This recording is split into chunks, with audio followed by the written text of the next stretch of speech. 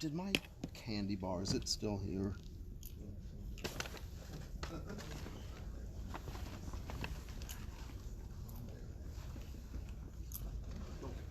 Oh, okay, thank you.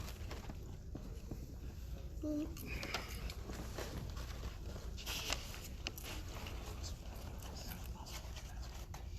told him that, my grandpa was getting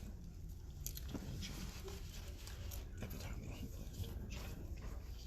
Oh, so I said thank you for just.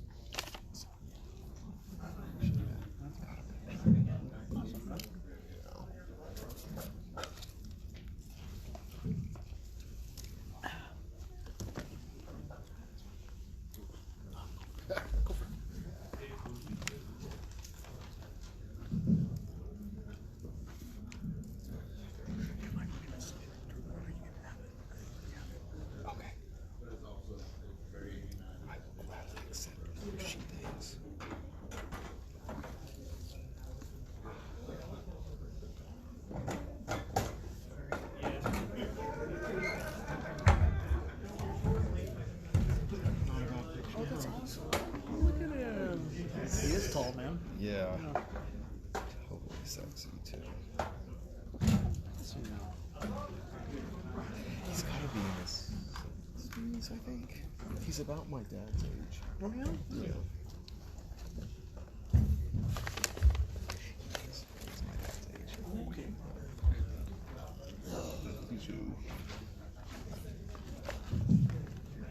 We will start the show in just 1 minute. Let me get a few more prizes. Yay!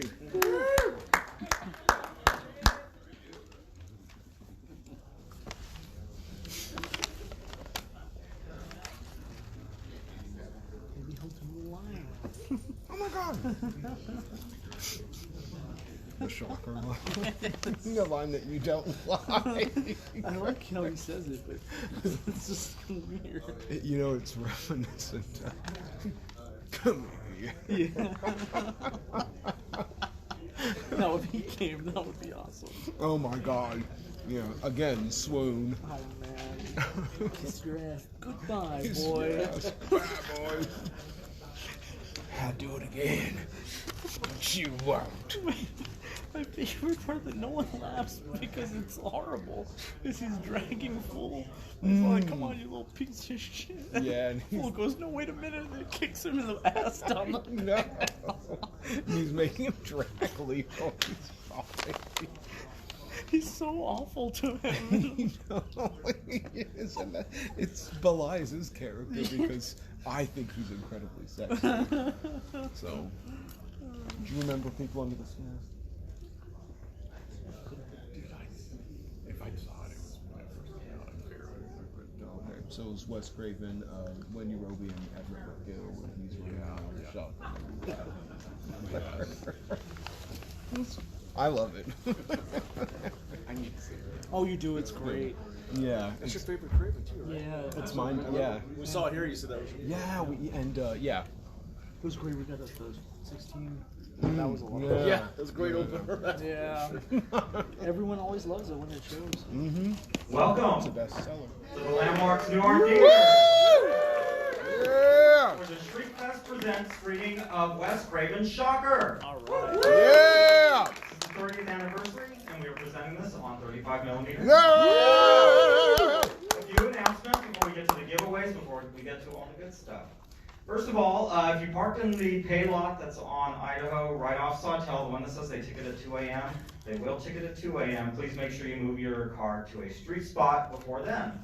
In the event of a fire, emergency, or Horace Tinker invasion, please be aware of the emergency exits beside me on the right and left. You can also use the exits you enter the theater through. Also, if you want any concessions, they will be closing out there in about 10 to 15 minutes, so make sure you go out and get all your final snacks and munchies then. All right, we got some really cool prizes tonight. We always do for Shriekfest. Actually, before we get to that, this is a Shriekfest Presents Screaming. In fact, this is 2 years to the week when we did our first one for Wes Craven's The People Under the Stairs. Yeah! And this is our fourth Wes Craven film for Shriekfest now. This is the 19th year for the Shriekfest Horror Film Festival. It will be running, I believe, the last weekend of September in LA, and then a few weeks later in Orlando, Florida. The regular deadline for your submissions of films and screenplays was at the beginning of May. However, the late deadline is July 1st, so you still have time to create new horror and send it into Shriekfest. I got my start there too, so I highly recommend you do that. Now for giveaways. Raise your hand if you know the answer to these questions. Some of them are going to be hard, but they're meant to be because the prizes are so cool, and you're the super fans anyway. You know everything about Wes Craven and his movies. Okay, I'll do a few simpler ones first. Who can tell me the release date of Shocker? Yes, I see that hand there. Was it 1989? Can you give me the actual exact release date? What was that? That's correct. October 27th, 1989. Please come up. And for you, we have a mini poster from Shocker, signed by all of tonight's special guests. All right, which issue of Fangoria contained the on-set set visit to Wes Craven's Shocker? Wow. That was number 88. Okay, next question. You always know I'm going to ask a Fangoria question. This is not the first film where star Mitch Pileggi is electrocuted. Well, actually, it is the first film where he's electrocuted on an electric chair, but it's not the last. You can tell me what other film he got fried. Guilty as charged. You are correct. You get a signed poster. I'll get that one to you later. Wink, wink. Actually, I do want to say the director of Guilty as Charged, which came out 2 years after Shocker, Sam Irvin, is here. Please stand up, Sam.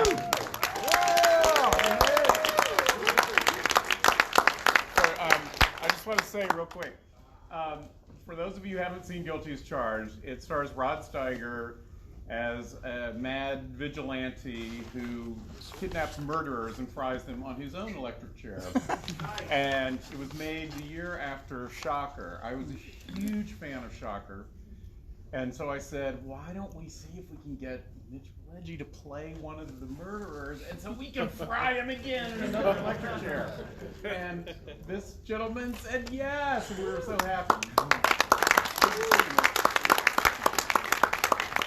Mitch is Hollywood's hottest burn daddy. So, night. Okay, here's a few. We got some more great prizes, more questions. Who can tell me the last Shriekfest Presents screening here at the New Art? The very last one we did for Shriekfest Presents, right here. Wes Craven's new. Wes Craven's New Nightmare is not the last one, right here. It's The Thing. The Thing was not Shriekfest. See the hand back there. Blood Diner? Blood Diner was not Shriekfest. Yes, the hand there. Evil Dead 2 is correct. Please come up. The only special guest we had for Evil Dead 2 was Ash's runaway hand, but it was still a fun show. For you, we also have the signed Shocker poster by all the talents. Okay, Mitch Pileggi, who can tell, he actually worked on multiple Wes Craven productions, films that Wes either directed or produced. Who can tell me what one of those is? I see the hand over there on the aisle. Vampire in Brooklyn? Vampire in Brooklyn is correct. Please come up.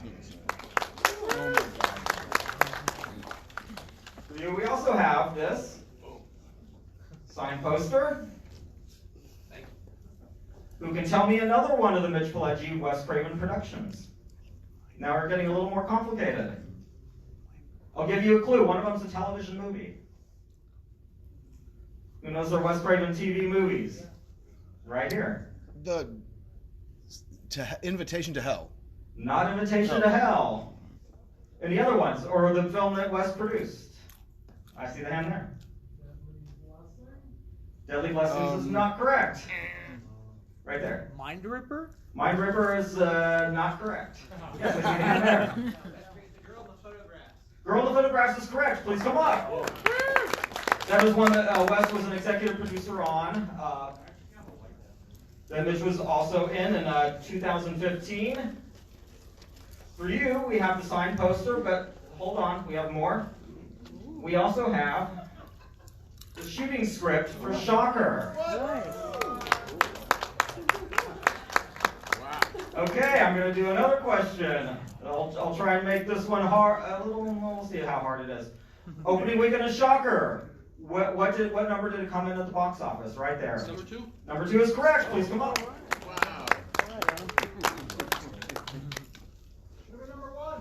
It should have been number 1. It was Halloween weekend. Yeah, geez, what was You also get the signed shooting or a shooting script and the signed poster.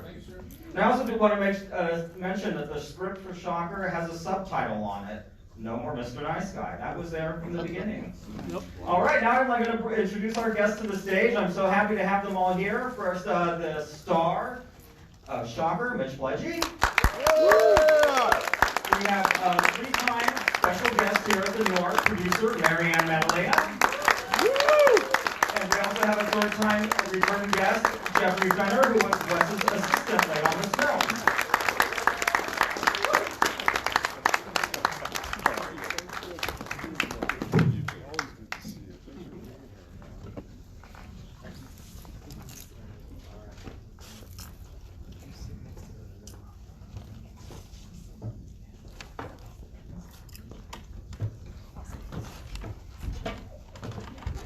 How y'all doing? Yeah. So tonight, My version of this thing though, Wes was, when they first put it on my head, they didn't put any padding in it, so there were like all these little rivets that were like, when I was going through my gyrations, that were just like digging into my head, and when Wes found that, he wasn't very happy, and had some padding in it. Who was it? so as in our advertising, this is the 30th anniversary of Shocker. It came out in October 1989. However, there is another anniversary tonight that I want to pay special attention to. To me, this is actually more important. This is the 30th anniversary for Marianne Maddalena as a feature film producer. Shocker was her first film as a producer, and I believe you started with Wes on Deadly Friend. I did, yes. And then Serpent in the Rainbow. Yeah. I'm- Yeah, I think Nightmare 3, but he wrote that, so. Yeah. Yeah. Now I'm curious to ask, when you produced Shocker, did you see such longevity in that career in producing? Did you really know where it was going to lead? Well, when I met Wes, I told him that, I wanted to be a producer. And he, 2 years later, said, okay, here's a movie, produce it. But I wanted it. I wanted it. So I kept saying that and telling everybody that's what I wanted to do. And he fulfilled that dream. And there was nothing else I really wanted to do. So it was all from Wes. It was amazing. And the serpent experience. Oh yeah, that's what happened. We did Serpent in the Rainbow, and it was really hard. I think I talked about that, how hard it was. And we worked together well, and I guess he thought I could do it. So it was Shocker, he just said, here you go. Very lucky. And I did. Yeah. This does seem like a very logistically complicated film to have as a first film. Again, was it partly because, compared to Serpent in the Rainbow, granted you weren't a producer on that one, but was this an easier production even though you had a lot more on your plate? Well, I remember on Shocker, because it was my first movie, I was having a heart attack about every problem. And I remember it was raining the day we shot at the football stadium, and I couldn't sleep all night, and it was horrible, and I was panicking, and I realized, I got the lesson that you can't panic with every problem. So I really got the lesson on that one, that you're gonna have problems every day, and you can't have a heart attack, because the job is to fix the problem. So that's what I really remember clearly on that rainy day at the football stadium. Now, Mitch, I want to ask you, and this is based on something that was written about in Fangoria 88 during the on-set visit. It was a lie. Whatever it was a lie. I believe we were talking to Mitch in the makeup chair, and you mentioned that when you auditioned for this film, you made Marianne nervous. I think I terrified her because I noticed she quickly moved away from me, across the room, very far across the room. And I wasn't even actually reading for Horace at that point. I was reading for the coach.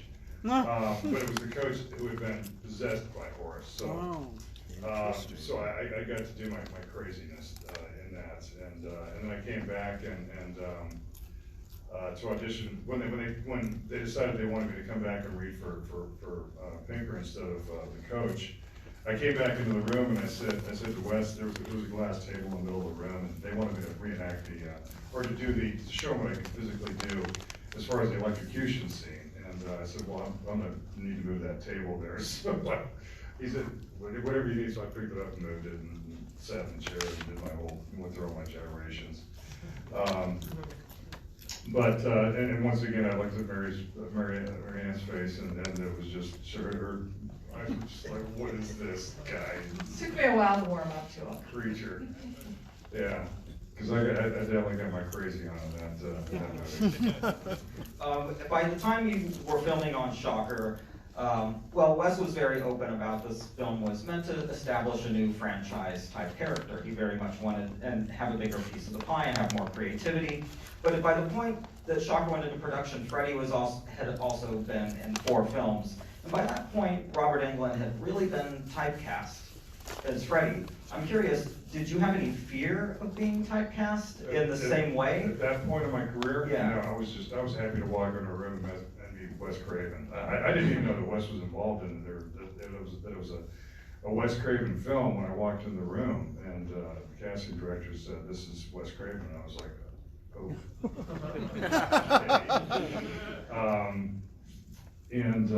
So yeah, it was pretty exciting at that point. But yeah, no, I didn't. I had no idea of anything at that point in my career. But then you did return to Craven territory a few more times also. Oh, that television movie that nobody knew was Night Visions. Chameleon Blue. Originally it was Chameleon Blue, and then they changed it to Night Visions. Yeah, the working title was Chameleon. It was I believe a pilot. It was a pilot for a series, yeah. You were the police captain. James Remar? I played And a Laura police Palmer. captain. What a surprise. It's definitely worth seeking out if you can find it. Wes Craven was definitely obsessed with dream movies and logic and material at the time, and it's just a fascinating block in that point in his career. Now, Jeffrey, you came on to Shocker kind of later in the game. At the start as host. Yeah, can you tell us a bit about that? Because I'll mention this. On set, Wes, again, this is based on Fangoria, said he was in a happy place, that he was making the movie with a lot of creative freedom and a studio backing, and he seemed creatively satisfied, and that a happy filmmaker is a better filmmaker is one of the things he said. However, things kind of, I think, went south during post-production, and I believe that's where you come into the story, Jeff. Well, It was Jeff's fault. Yeah, I said everything to hell. No, well, Marianne could actually tell the story better, because she was in these crazy meetings, but the effects were just a trial, a total trial. So Because Wes was very ambitious on the budget, and we had an effects with the amount of effects. There were over supervisor that was 1,000 gonna effects. invent effects that had never been done before, and he was one of these hustler types who kept telling us, wait till you see it, it'll be great. And Wes pitched the studio on that. So. And then one day he had a nervous breakdown and he didn't have anything. It was all like in his car trunk, original negative and everything, and it was just a catastrophe. You Really. never saw him again, right? No, and in fact, he didn't get a credit. Wes was permanently pissed. He had done a lot of work and he's nowhere to be found on the film, actually. I don't think he was happy about that, but. Did Wes meet him on, what do you mean, he met him on the show he did, Twilight Zone, I think. Was it? Yeah. I bet it was. Yeah.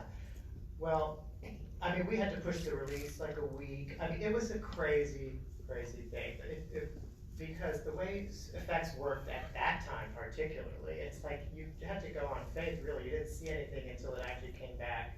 You know, the labs got it, they're doing this to it, that to it, and then you see it when it's almost done and you screen it, and suddenly there was nothing to be seen. So It they was had over to 1,000 effect shots.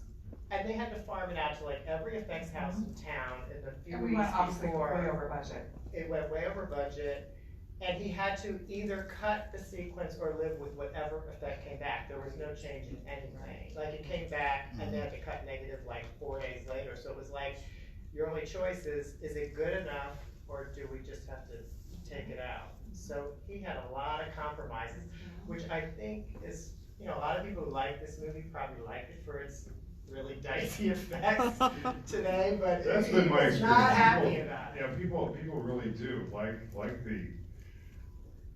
I mean, I don't know. It's just the way it's aged. Just they like the way that it was done. I actually we had a crew shirt made.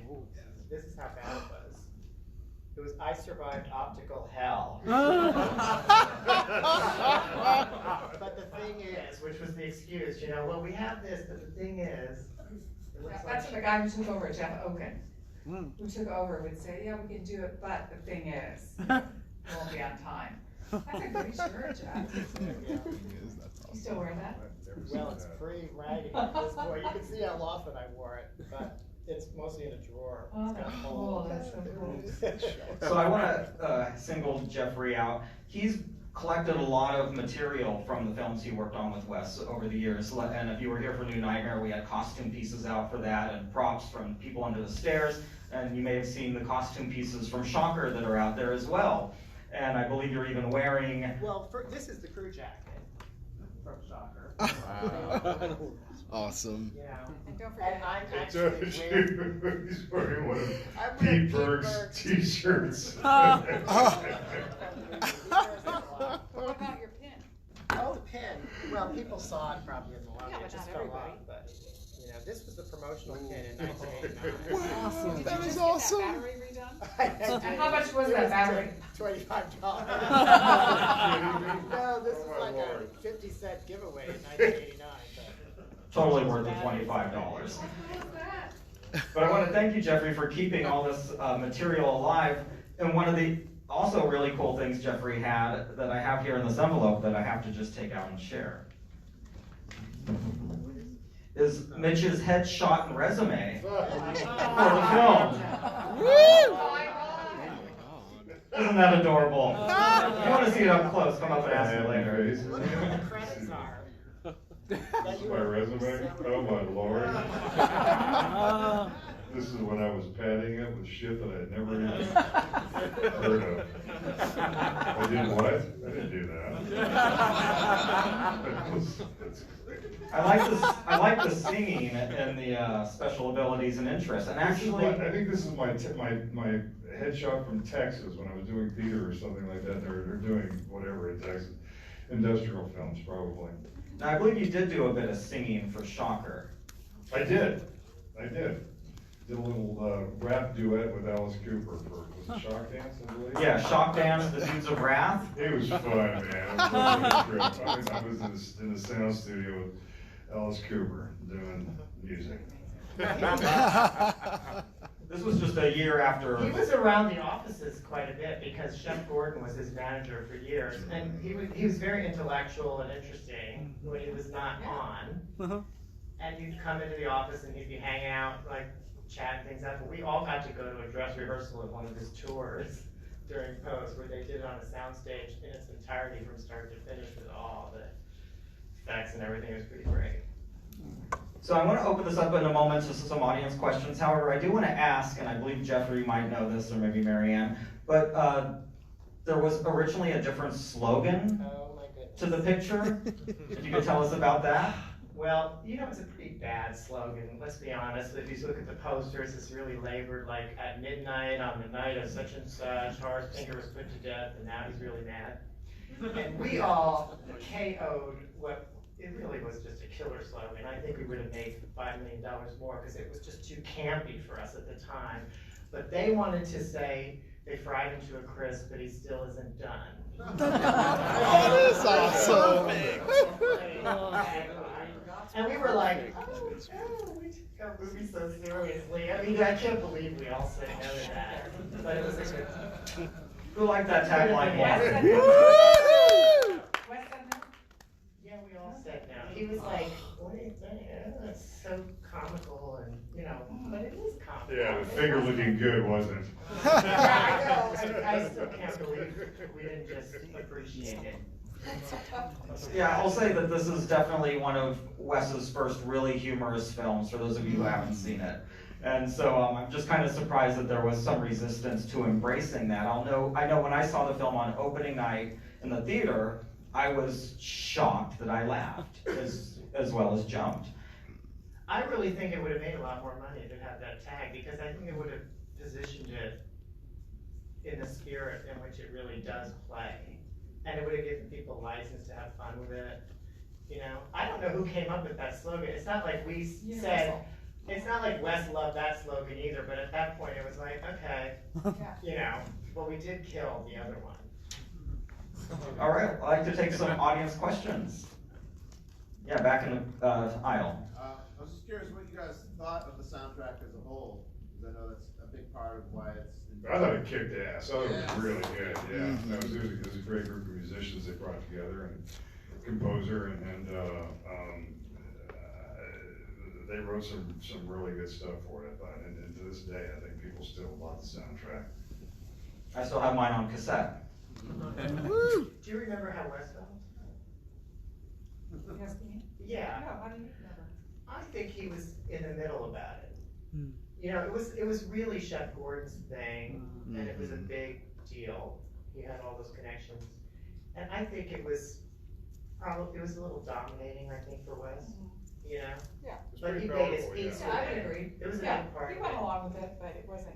But he ended up His having choice. to use all these songs over Yeah. things that he would have used more atmospheric score, and so he's like, well, We we had have to to feature this, and we get have to him feature in. that. Right.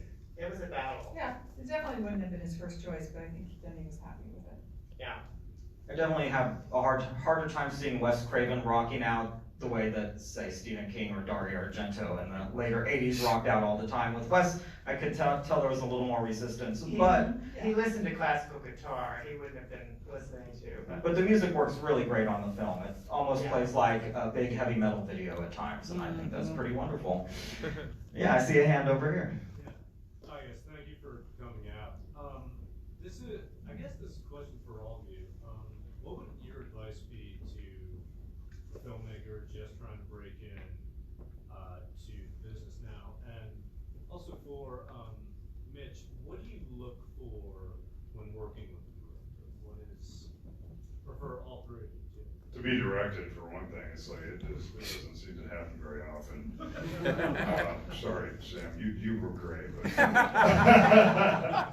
I don't know, you know, Jillian says that I scare the shit out of directors, so she says that may be the problem, but I don't find myself being directed very often, which is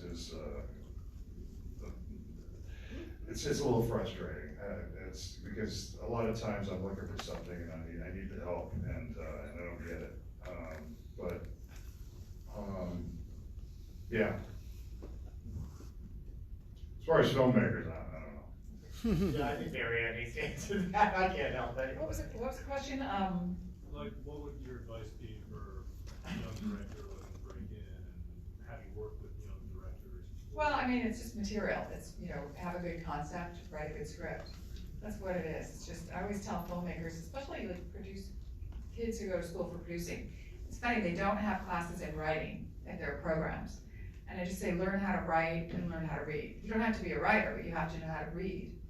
So it's all about the writing. I just say, read everything, every script you can read and write. Like Wes had so many fantastic ideas, you know, you have to have a really good idea. And he tortured himself. How much did he torture himself over his good ideas? You know, and they didn't come every day, so he really worked hard and thought hard about the concepts. What do you say? Very much so, yeah. And I would highly recommend reading one of Wes's scripts. He wrote really great screenplays. We always try and give some out. I wish we had more to give out to you all, so you could just read it and see how strong they are. As far as young actors, I can tell you what I tell young actors. Three things. A, don't be an asshole. 2, learn your lines. And 3, let the stunt guys do the stunts. I didn't. And I'm paying for it now. My body's wrapped with arthritis from diving through televisions. See the question up here. For Mitch, is there a moment that sticks out to you as particularly memorable about your experience filming? Shocker? Mm-hmm. God, you know, just everything. It was one of the first big things that I did. You know, and so as a green actor that was trying to get myself going in this business, I guess the main thing was just walking in the room and then meeting Marianne and Wes, you know, and just realizing I was going to be working with some wonderful people on it.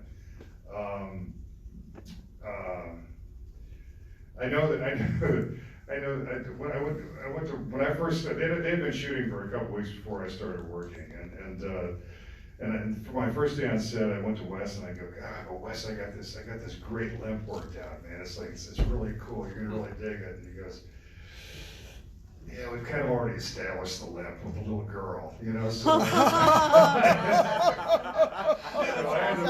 had to match her limp. I was like, okay, that's what you want, but mine was cooler. Yeah. You did, yeah. Remember the little girl? Yeah. She was great. Yeah. She was great. You know, Kane. I see Kane. Oh my God. I see Kane all the time. Sure. Jim, yeah. So we're talking about people that we're going into but he's still doing his music. Wow. Kane Roberts. Yeah, he was best friends with Ed Gerard, right? Who was the music supervisor, not best friends, but Ed brought him in. Yeah. Who was the music supervisor, Yeah. right? Big dude. Yeah, he's still big. What were we talking about? Oh yeah, the limp. A memorable moment. Memorable. Yeah, but I had such a great time shooting that movie. Some parts of it I have a hard time watching because I'm so over the top. My performance is just so over the top. But it was fun. It was fun doing it. It was fun getting there and having Wes off camera egging me on, you know, going more. It's like, say this, say bigger looking good, or whatever. Take a ride in my Volkswagen. You're such a punster. And he would just giggle. He would giggle after he'd throw these lines at me, and he just cackled. That's awesome. It was a treat. It was a treat working on it. We have time for one more question. Right up here. For Mitch, you made, I thought, an impression the year before on your little role in Return of the Living Dead 2. Did that lead to this at all, or was just another? It was just no. But I have to say, as I was saying earlier to Marianne, it's like I'm so glad that I fell into this genre because it sure has been it's been wonderful to me, you know, through my career. So whether it's horror or sci-fi, it's been a staple of my career.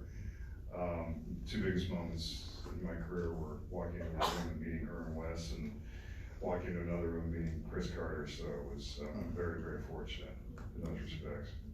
Thank you.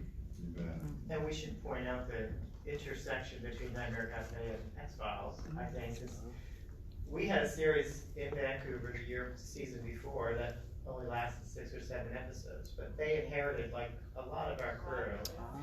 And, We did. And in The fact, best crew in Vancouver. including one of the lone gunmen was our Tom Braidwood. Tom Braidwood. And Anita Truelove, the production, Oh. she did X-Files, and they had a lot of the same people. And I remember Wes really wanted to do an episode of that too, but Chris Carter wasn't having it. Oh, jeez. That's weird, but today it would happen. At the time, it was very unusual to kind of hand your thing over to another auteur and have their way with it, you know what I mean? Yeah. But it's a shame. Mm-hmm. What was he thinking? Yeah. Well, I want to thank you all for coming in tonight and talking about Shocker with us on the 30th anniversary. I want to thank all of you for coming out and supporting the new art and these movies, and especially the Wes Craven films. These are really special to me. I'm going to keep bringing them back. I believe we're going to have another Wes Craven film before the end of the year. I can't tell you what it is, though. I do want to tell you, though, our next Shriekfest Presents will be July 12th. For the first time, we're going more sci-fi. We are going to do Terminator 2 Judgment Day, and we're going to have Jeanette Goldstein here to talk before the film. There might be another guest, but we can confirm Jeanette at this time. You may also remember her from Aliens as Vasquez. So we're very excited to be doing that on July 12th. Thank you again. Give us a moment to clear the stage, and then we will play Wes Craven's most crazy gonzo bizarre movie, Shocker. Thank you. Thank you all very much. Thank